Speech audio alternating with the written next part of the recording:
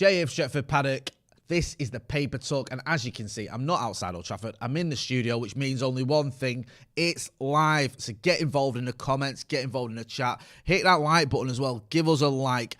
This is all about you guys. It's not about me wafting on. It's about you guys and interaction and letting us know what you think about the stories. Right, we've got a few stories to get through, pretty much focusing on last night's result against Atalanta. Of course, Manchester United drawing 2-2 in Italy.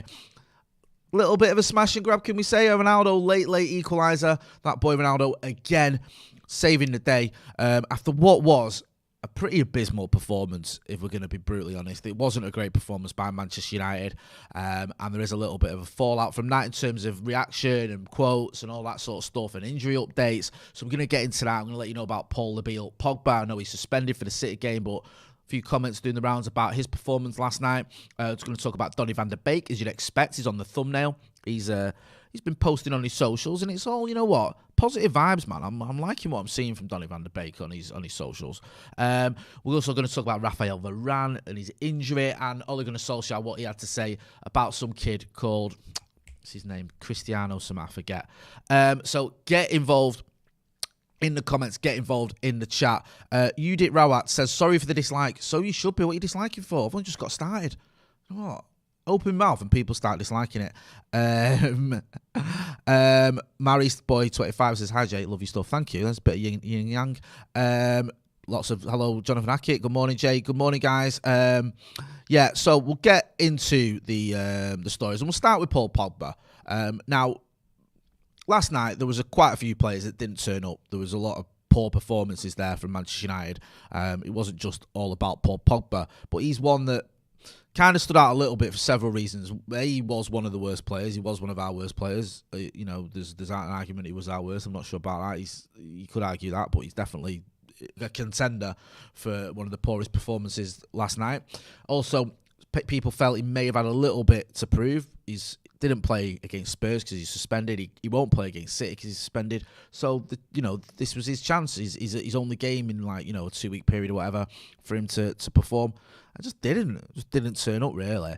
And there's been quite a lot of comments about that, and people either scratching their head or getting angry or questioning it, because obviously with Paul Pogba, we know he's out of contract in the summer, and people say, does he even want to be here? It's one of those where his body language wasn't great, and I'm always reluctant to question a player's attitude. I don't like going, he don't want to be here, or he's not trying. I think sometimes it's a bit of a basic argument that's without merit, but when something looks like that, and you've got a very, very talented footballer in Paul Pogba, one of the most talented midfielders in the world, a World Cup winner, and he performs as badly against an Atalanta team who, they're not the best team, are they? Then you have to ask yourself, why? What is that? It can't be. You wouldn't put it down to fitness or fatigue, because he's not really played, has he? He played 10 minutes against Liverpool before he got sent off. Played no minutes against Spurs. So you'd think he'd have enough in the tank to be able to turn up, and he just didn't. Speaking after the game, Paul Scholes was talking about this, and this is doing the rounds on the papers, saying Pogba needs somebody on him all the time, somebody there that he totally respects. He needs experienced people behind him. How old is he? 28. He's a really experienced player, but he's one of them that will get to 35 and be exactly the same. He's still be doing the stupid stuff where he stood rolling the ball, holding people off, showing how strong and skillful he is. And then he said, the biggest thing with Paul is his concentration. It goes away with the fairies at times. You think of the Juventus team he played in, where he was brilliant, and why we signed him. The experience around him, Pirlo, Chiellini, Bonucci, Buffon, an aggressive manager. He will need that treatment until he's 35. Rio Ferdinand also weighed in. He was on the panel with Paul Scholes, and he said Paul would agree that he hasn't delivered to the level he would expect of himself in a Manchester United shirt. He's not getting the international jolt he gets with France. Maybe he needs that fear of not playing if he isn't performing. And he said, I can't think of anyone else other than Cristiano that would get a hold of Paul and going, I'll be on you at half-time. Yeah, Real was talking about when he was in the United team and the teams that he knows, you've seen players and people who would grab hold of a player, who would say to them, listen, come on, you need to keep it simple. You need to do this. You need to do that 1-2 touches, or you need to fix up, basically. And he's saying that we haven't really seen that from anyone in the team that will do that with Paul Pogba.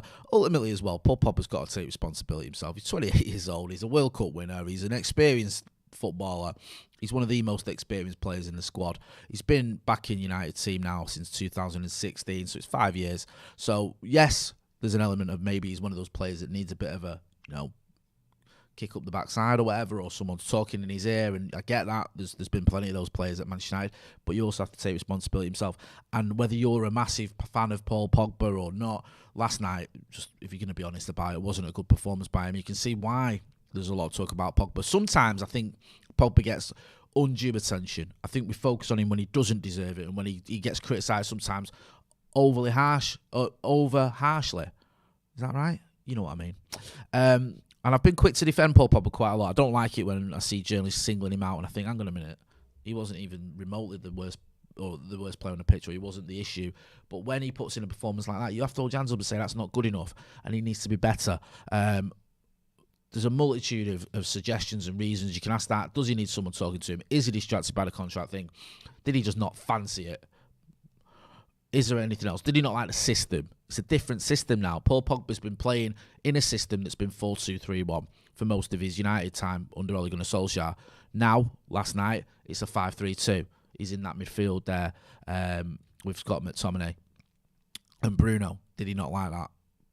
I mean, I think no matter what, and I get certain players play better in different systems, but a player of the calibre of Paul Pogba should be able to play in that midfield. No dramas. And also, that doesn't excuse some of the things we saw, some of the passes we saw that were just miles away from where they needed to be, keeping on the ball a bit too long. It did feel a little bit like he was bringing on undue pressure. And I get, we were on a watch long and Maka was making a point of, sometimes you need players to move you need better options. But there were times when there were options and he just didn't take them, or he did a bad pass to that option, and it could have been costly.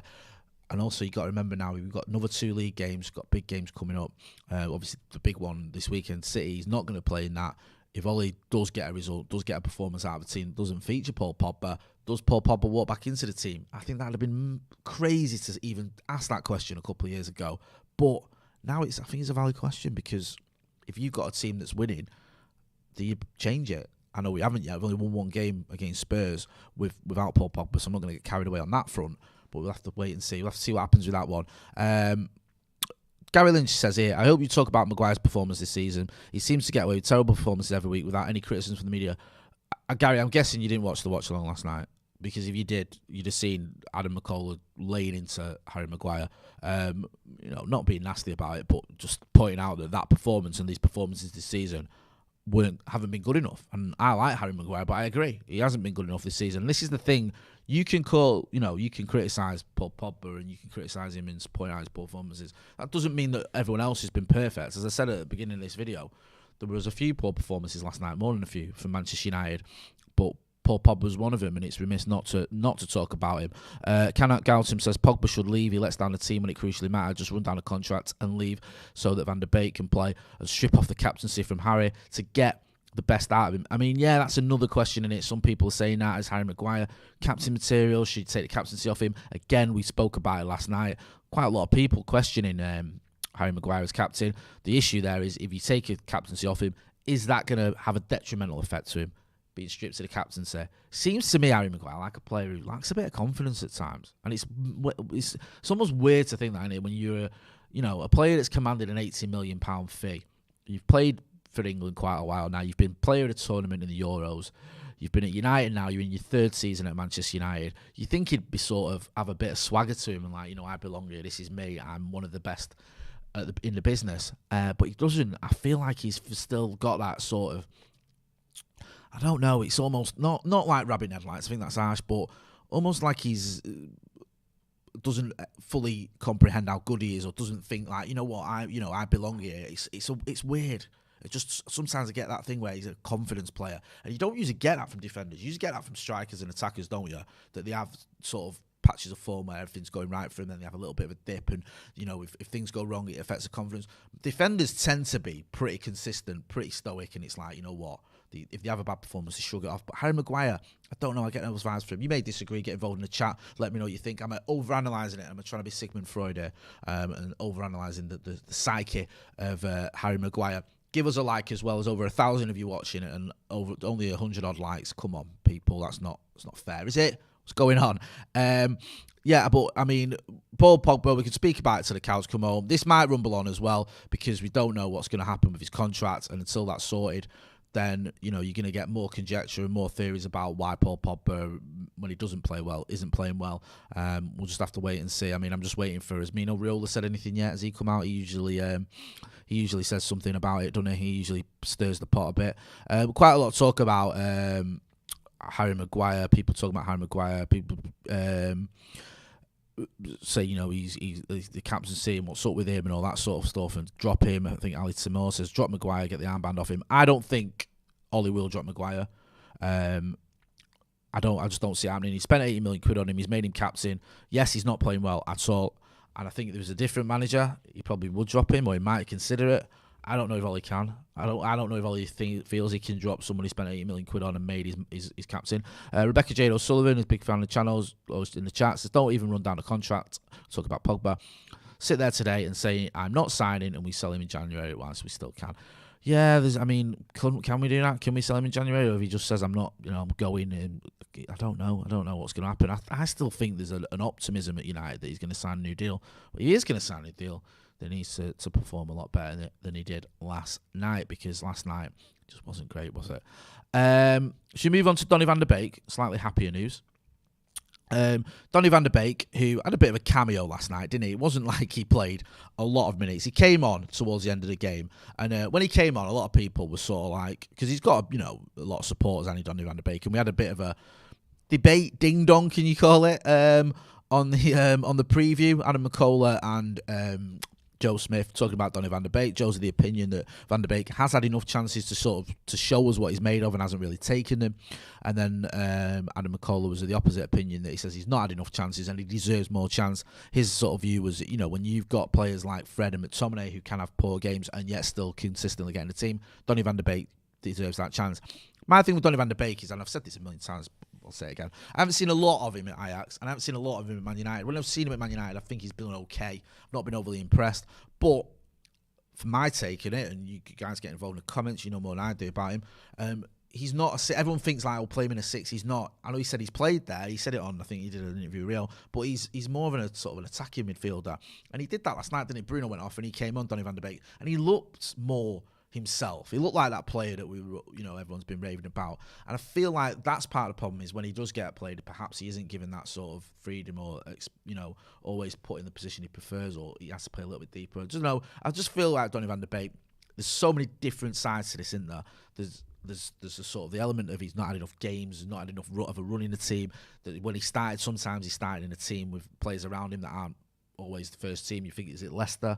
The Leicester game at Old Trafford, when it was basically the Rezzies, wasn't it? But he came on last night in the 87th minute and he affected the game. He did well. I think he had a shot saved, and obviously we got an equaliser with him on the pitch, and it was good to see him sort of having a positive impact, and also him enjoying it. He's posted on Instagram. He's posted a great picture of him having his shot, and it's got the caption "Never give up." He also posted on his Instagram story as well.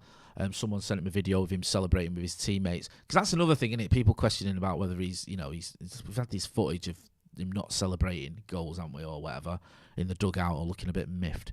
And then it was like, he's gone the other way now. Obviously, he was on the pitch, it was different, but he's posted a video of him celebrating, or reposting it, whatever you want to call it. Listen, this is the weird thing, right? That's all it can take sometimes, is just a 5-minute cameo to change the narrative, to completely change the narrative. And now people looking at it, honestly, and you might disagree, but get involved in the chat and let me know what you think. And looking at it going, even people that weren't as keen on Donny, looking, okay, maybe he's got a career here, maybe he's got a future here. It's 5 minutes. Yeah, some people were already saying it. Okay, I get that. But some people who weren't, and I'm going, okay, maybe there is something there. Especially if you're looking at Pogba, either not wanting to be here or moving on. Is Donny van de Beek ready to step into those shoes? Was he bought for that, for starters? Because there's a theory going around that we bought in Van de Beek, and with the idea that Pogba was going to move on, and Pogba didn't move on, so Van de Beek found himself not getting any games, because obviously you got Bruno and you've also got Pogba in front of you. Milverton Richards says, sack Ollie, free Donny. Free Donny's a big thing, innit? Lots of people say that. Get involved in the Comment, Sam Amwan says, Jay for Gaffer, that would be disaster. Although I did, as assistant manager, get my team to the Business League Cup final, where we lost 4-1. Ahmad Vine says, we spent so much money and we put them on the bench. Yeah, Jadon Sancho was another one who came on late last night. He came on at the same time as Donny van de Beek. Again, looked lively. You know, you've seen glimpses of this from Jadon Sancho. I feel a bit for him. I feel a little bit for both of them, but it's like I actually feel a bit more for Jadon Sancho because I know like Donny van de Beek's been there a year and a bit and not really got much of a game, but he has had some cameos. But Jadon Sancho was meant to be our marquee signing this summer. Then Ronaldo comes in, all the attention on that, and then he's not really got going, has he, Jadon Sancho? And I think it's madness that he's already under a bit of pressure. Don't worry about Jadon Sancho; he'll be fine. JDV Radio says Jesse has been better than Donny. Interesting. Jesse's had impacts, hasn't he, this season? Scored a couple of goals. He's done well. Thought he did well in was it the game against West Ham in the League Cup? I thought he was one of our better players. I know we lost.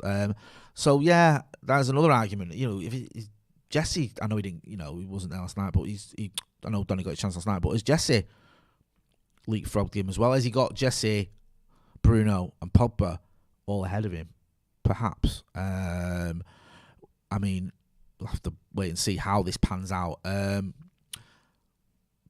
Jerome Abraham says Jesse's had opportunities which Donny deserved. Subra Chuck Ravorti says Jadon Sancho will get a place in the team only if Oli is sacked. Michael Oem says Matic is our best DM at the moment. Get involved in the comments. Let us know what you think about Donny van de Beek, about Jesse Lingard, about Paul Pogba, about any of that. You know, for the City game as well. We know Pogba can't play. Has Donny given Oli anything to think about in that cameo for City, or is that just getting completely carried away with it? Is that just nonsense? Not a chance. Who knows?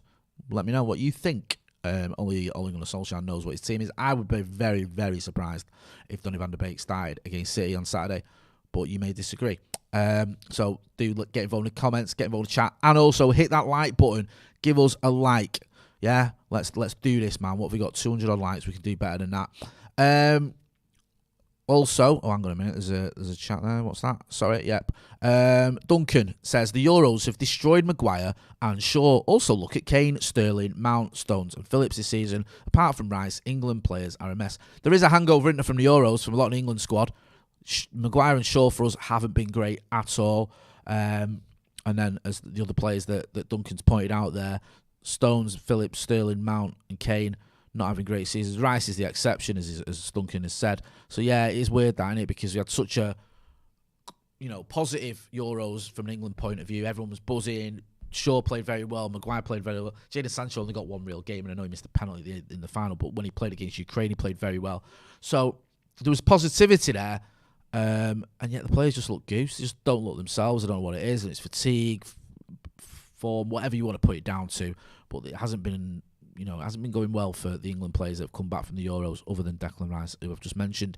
Talking not going well, Raphael Varane. Raphael Varane went down injured last night, didn't he? And it's always a bad one when you see a player just fall to the floor or sit on the floor without anyone around him. You think this doesn't look great. If they get a knock off someone, you think, all right, it's an impact injury. It might not be as bad. Sometimes it can just be a bit of a dead leg that you can run off. But no, he went down. Looks like it's his old hamstring injury that he's had before. We know he picked up a knock with France, and he could be a doubt for the derby. Now, that's a massive blow for me. Raphael Varane, he's been very good since he comes to Manchester United. I really do believe that. I think he's been top draw, and he looked great against Spurs in that 3. It looks like it suited him, and now he could miss out. Now, the caveat or the plus side of that is Eric Bailly was phenomenal last night. I thought he was our best player, Eric Bailly. I know that sounds a bit melodramatic when Ronaldo scored 2 goals, but I thought in terms of his actual performance, I thought Eric Bailly was very, very good in a team that wasn't playing well, in a defence that wasn't playing well. He was the one that stood out, and he was everywhere, wasn't he? Was it the block on Zapata when he just absolutely came from nowhere to get across and put a block in? Which was fantastic. Some great defending. So Bailly can come in. I'd be happy to see Bailly come in. The problem you've got is Victor Lindelof didn't play. There's talk that it's only a minor injury and he should be fit for the derby. So who knows if Lindelof's fit and Varane isn't, then I'd expect if Ollie wants to stick with his back three, it'd be Maguire, Lindelof and Bailly.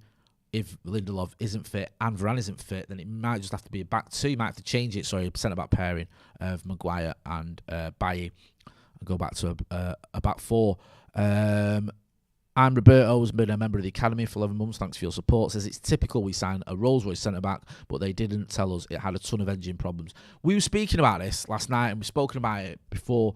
And the thing with Varane is, he's not like he's injury prone, and he's not like he misses loads of games, but he does miss some. He does tend to miss, like, he's around the sort of, in all competitions, 40 games mark, which means you're missing a sort of 40-odd games mark. You're missing about 10, 15 games, whatever. If you look at his last sort of 4 or 5 seasons, he was 31 games in the league last season, so quite decent, but again, he's missed some, and he's missed 7 games, whatever. 32, 27 going back in seasons, 23. In all competitions, 41 games, 43 games, 43 games, 44 games. So, that is usually a player that's missed, basically a month or so. With injuries or whatever. You look at, I know we played more games because of the Europa League run or whatever, but Harry Maguire, for example, played 52 and 55 games in the last couple of seasons. So there's I won't say he's injury prone or whatever, or he's got injury questions, but he does miss games, and that is the worry. Make sure you subscribe to Stretford Paddock as well. There's a link in the chat.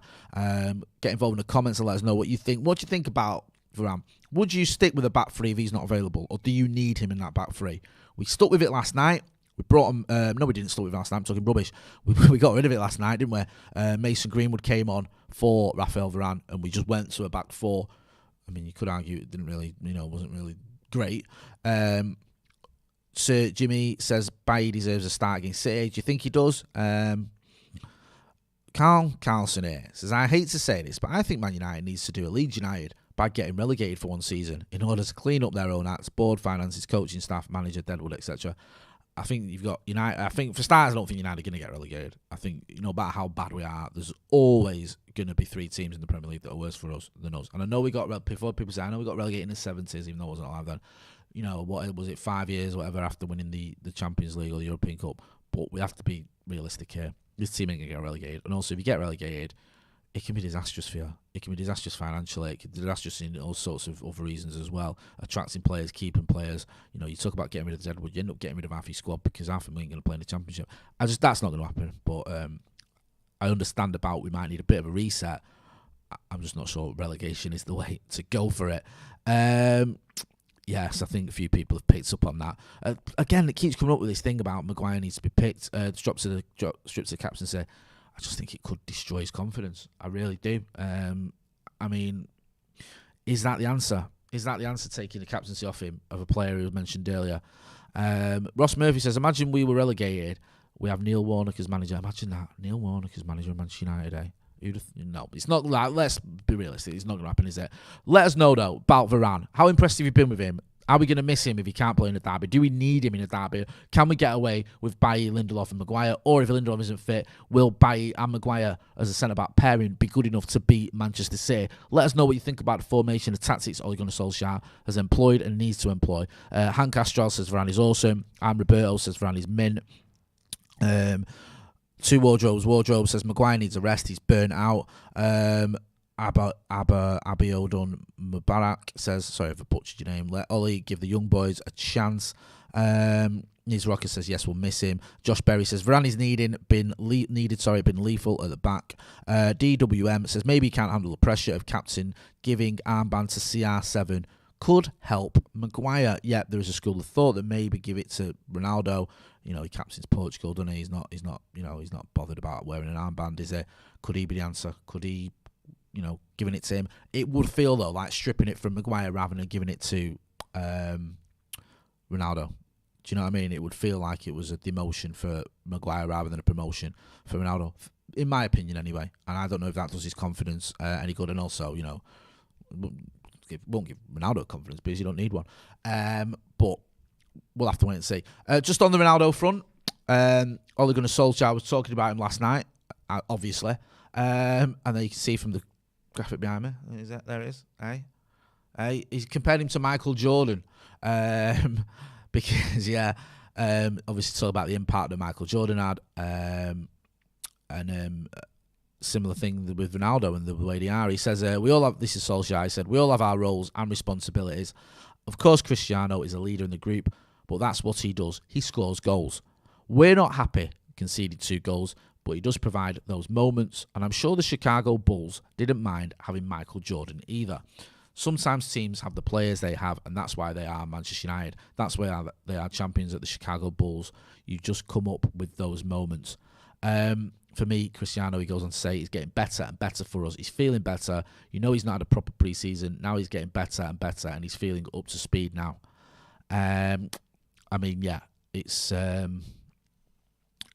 almost like Ronaldo's one of the very few players that you could compare to Michael Jordan in terms of stature and whatever. I know different sports, but do you know what I mean? Like, Michael Jordan's obviously the GOAT when it comes to basketball. Ronaldo, GOAT when it comes to football, at least one of the contenders for it. Jay Witt says, but Michael Jordan was amazing defensively as well. Rebecca Jada Sullivan says, when we look at what we're going to play, I think we need to realise Laporte is suspended, so either Aki or Stones come in who we haven't really played. He's talking about the City game there. Just on the City game as well, I mentioned Varane earlier, and there was a bit of an update as well. Well, not an update, but last night when Solskjaer addressed it, he said, first look at it, he felt his hamstring. We have to look at him tomorrow, but he felt his hamstring as he ran signing up, so he didn't want to risk anything. First assessment doesn't look good, but we'll assess it again tomorrow, and fingers crossed. So that's the talk on Varane. He said, Ollie, about picking a team. He says, I commit a crime every time I pick a team. Really? Yeah, apparently, you know, he goes shoplifting when he picks it, because there are always players that get left out. At Tottenham, we went with a different system. Today, it was still a different system with a back 5. Jaden will come good. Jaden's got great work rate and attitude and quality, and I thought he was really sharp when he came on. So yeah, all he likes to do, and he takes responsibility for everything. I'm going to wrap it up there. Thanks for everyone who got involved in the comments. Thanks for everyone who's give us a like as well. We've got loads of good stuff coming up. We'll be looking, of course, ahead to the Manchester derby. A big game. Ole Gunnar Solskjaer could be under pressure on that one. We'll also have all the podcast previews. We'll have the brew. I'm going to say tomorrow, but it's Friday, isn't it? We'll have the brew on Friday. And for the derby, we'll have the watch long and the fan reaction as well. So make sure, if you're not doing, you are subscribing. There's a subscribe, get my words out, link in the chat as well. I've been Jay Moyer. This has been the Paper Talk. Thanks for watching.